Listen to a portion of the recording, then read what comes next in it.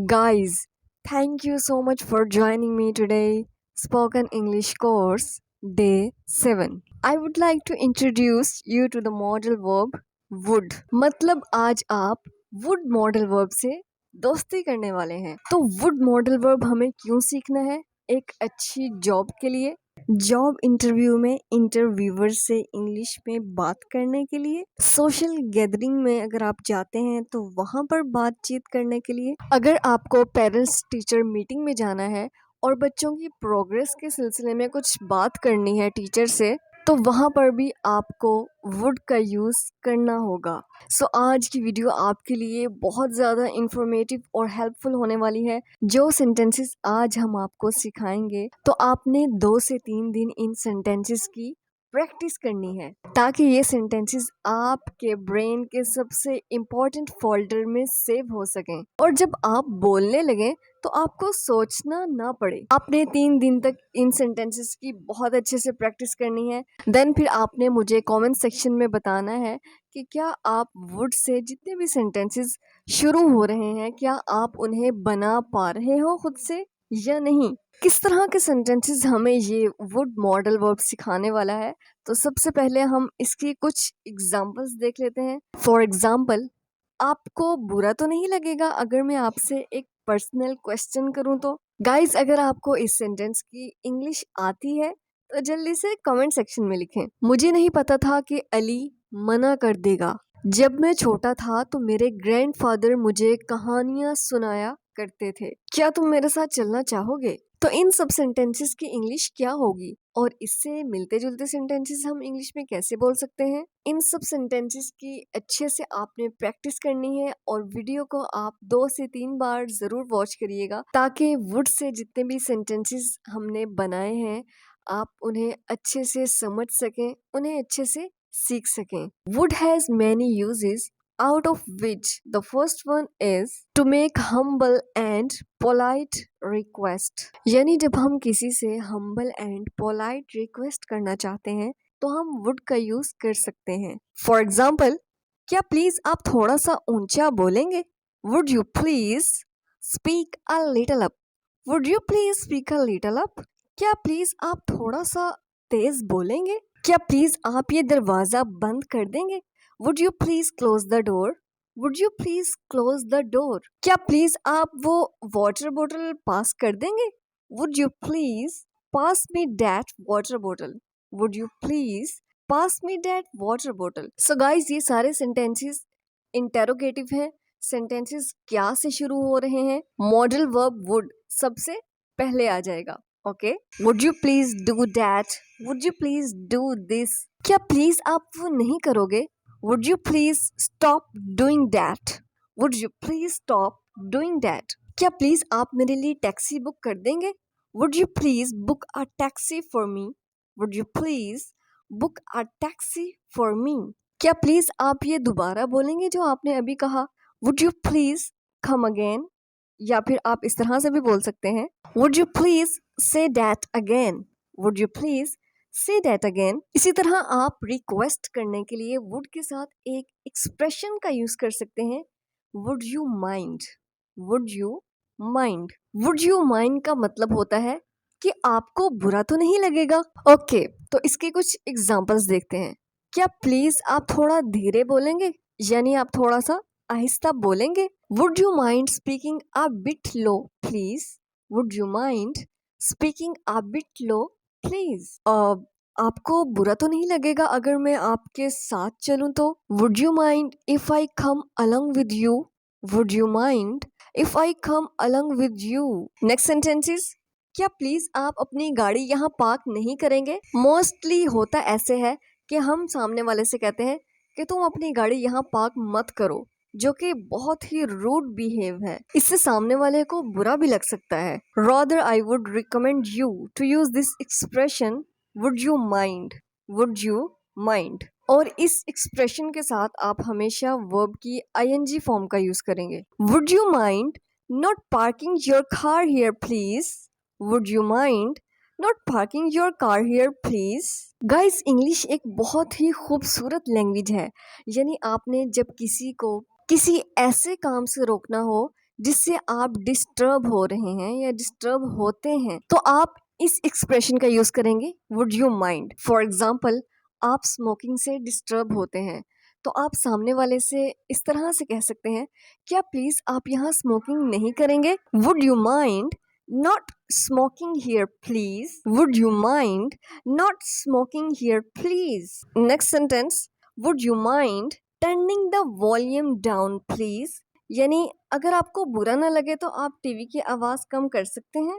Please आप TV की आवाज़ कम कर लें अगर आपको बुरा ना लगे तो इसे हम इंग्लिश में इस तरह से यूज़ करेंगे, would you mind turning the volume down please?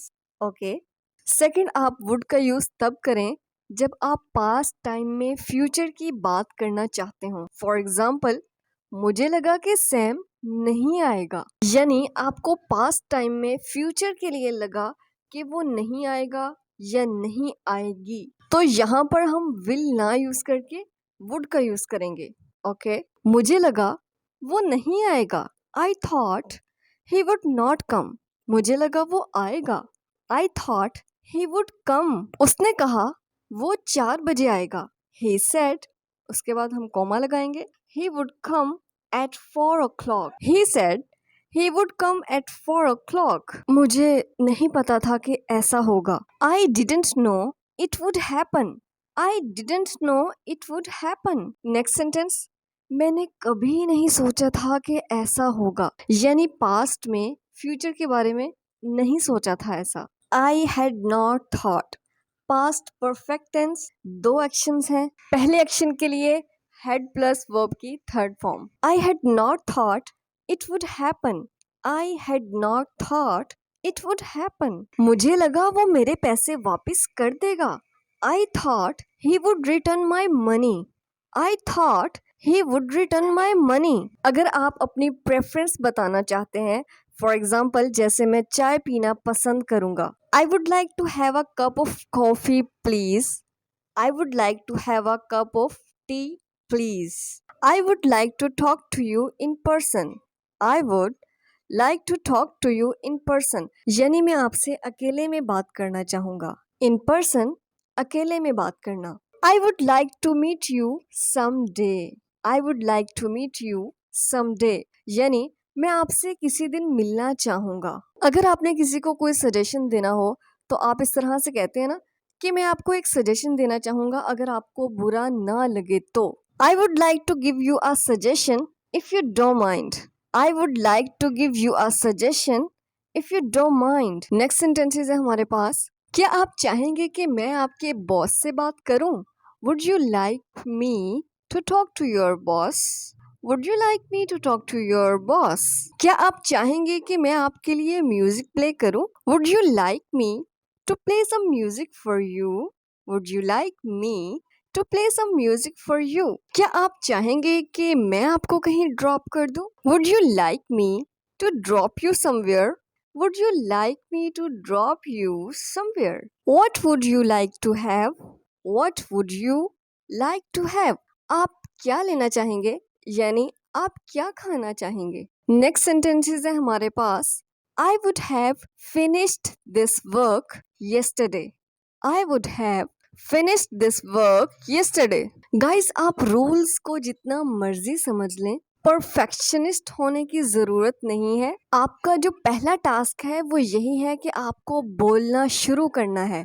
तो क्या आप इन सेंटेंसेस को अभी मेरे साथ कॉन्फिडेंटली बोल पा रहे हैं? जब किसी सेंटेंस में वुड हैव का यूज होगा तो इट मीन्स कि आप किसी ऐसे काम के बारे में बात कर रहे हैं कि वो काम हो नहीं पाया, लेकिन उस काम का होना जरूरी था। I would have finished this work yesterday, यानी मैं कल काम फिनिश कर देती लेकिन इस वजह से नहीं हो पाया, यानी मुझे कल वीडियो अपलोड करनी थी, सो कुछ टेक्निकल इश्यूज की वजह से नहीं हो पाई। सो मैं रिग्रेट फील कर रही हूँ कि इतनी सारी ऑडियंस वेट कर रही है बट मैं वीडियो अपलोड नहीं कर पाई। She would be mad if we didn't reach on time. For example, आप किसी ऑफिस में काम करते हैं और अगर आप वहाँ से कभी लेट हो जाते हैं तो आपकी जो बॉस है वो बहुत गुस्से में आ जाती है और आप जो है वो पूरे टाइम पर वहाँ पहुँच गए, तो अब आप अपने फ्रेंड से इस तरह से बात करते हैं ना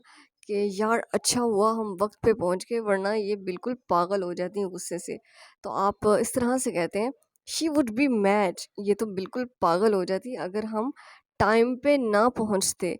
लेकिन ऐसा नहीं हुआ, आप वक्त पर पहुंच गए, सो अब वो गुस्सा नहीं होगी। सो यहाँ आप अपने फ्रेंड से बात कर रहे हैं, she would be mad if we didn't reach on time, यानी हमारी जो बॉस है वो गुस्से से पागल हो जाती है अगर हम वक्त पर ना पहुंचते। ये जो सिचुएशन है ये अनरियल है, यानी जो हम इमेजिन करते हैं, अगर ऐसा ना होता तो फिर ऐसा होता, अगर यूं ना होता तो वो होता। Next sentence, I would move to Japan if I spoke Japanese.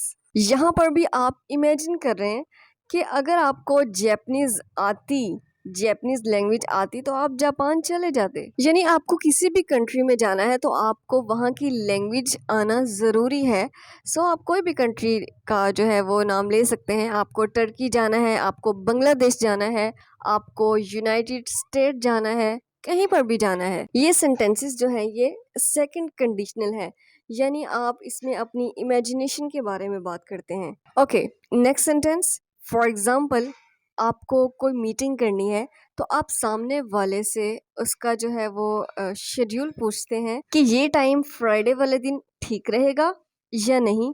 आप यानी उससे पूछ रहे हैं। ये बिजनेस मीटिंग के लिए सेंटेंस यूज होता है, तो आप इस तरह से भी कह सकते हैं, are you available at 3 PM on Friday. ये सेंटेंस भी ठीक है, लेकिन ज़्यादा सही ये है कि आप सामने वाले से पूछ रहे हैं क्या आप इस टाइम पे फ्री हैं, यानी आप अपनी मर्जी उन पे इम्पोज नहीं कर रहे हैं, बल्कि आप पूछना चाहते हैं कि आप इस टाइम पे अवेलेबल हैं या नहीं। तो आप कहेंगे, would Friday at 3 PM work for you.